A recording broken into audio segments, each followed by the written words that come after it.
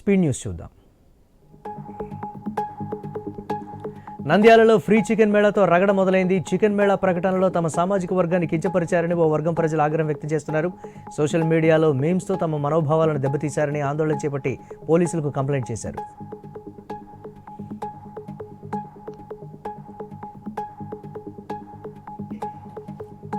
నంద్యాల జిల్లా మహానంది పుణ్యక్షేత్రంలో మహాశివరాత్రి బ్రహ్మోత్సవాలు ముగిశాయి. ఆలయ ఈవో నల్లకాలువ శ్రీనివాసరెడ్డి మహాపూర్ణాహుతి కార్యక్రమాన్ని నిర్వహించారు. అనంతరం మహానందీశ్వర స్వామివార్లకు కలశాభిషేకం నిర్వహించారు. స్వామి అమ్మవార్లను తెప్పలో కొలువు తీర్చి రుద్రగుండం పుష్కరిణిలో జలక్రీడా సేవ కార్యక్రమాన్ని నిర్వహించారు.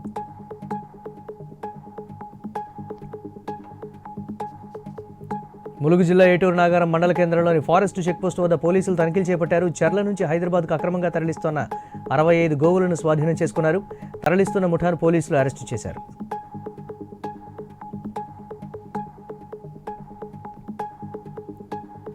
నేటి నుంచి నంద్యాల జిల్లాలోని అహోబిలంలో లక్ష్మీనరసింహస్వామి బ్రహ్మోత్సవాలు జరగనున్నాయి. ఆలయంలోని ఏర్పాట్లను ఆళ్లగడ్డ ఎమ్మెల్యే భూమా అఖిలప్రియ సమీక్షించారు. భక్తులకు ఎలాంటి అసౌకర్యాలు కలగకుండా అన్ని ఏర్పాట్లు చేయాలని అధికారులను ఆదేశించారు. అన్ని శాఖలు సమన్వయంతో కలిసికట్టుగా పనిచేయాలని కోరారు.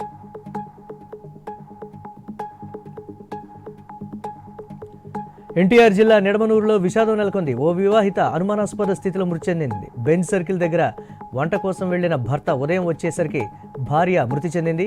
అదే గ్రామానికి చెందిన ఓ వ్యక్తిపై అనుమానం వ్యక్తం చేశారు కుటుంబ సభ్యులు. ఘటనా స్థలానికి చేరుకున్న పోలీసులు కేసు నమోదు చేశారు.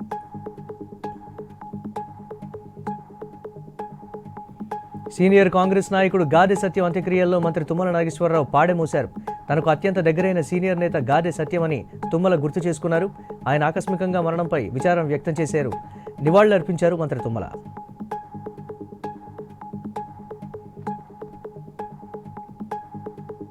తెలంగాణ అసెంబ్లీ లాంజ్లో ఉమ్మడి ఏపీ మాజీ స్పీకర్ స్వర్గీయ దుద్దిళ్ల శ్రీపాదరావు జయంతి వేడుకలు నిర్వహించారు. శ్రీపాదరావు చిత్రపటానికి పూలమాలలు వేసి నివాళి అర్పించారు స్పీకర్ గడ్డం ప్రసాద్, మండలి చైర్మన్ గుత్తా సుఖేందర్ రెడ్డి.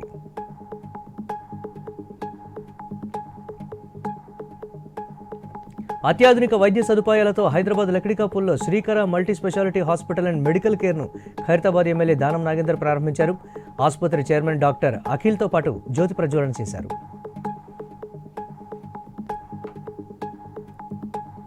మహబూబాబాద్ జిల్లా కేంద్రంలోని ఎన్టీఆర్ స్టేడియంలో మెగా వైద్య శిబిరం నిర్వహించారు. కాళోజీ వాకర్స్ అసోసియేషన్, మైత్రి మల్టీ స్పెషాలిటీ ఆసుపత్రి సంయుక్తంగా వైద్య శిబిరం ఏర్పాటు చేశారు. అనారోగ్య బాధితులకు వైద్యులు ఉచితంగా వైద్య సేవలు చేసి మందులు అందించారు.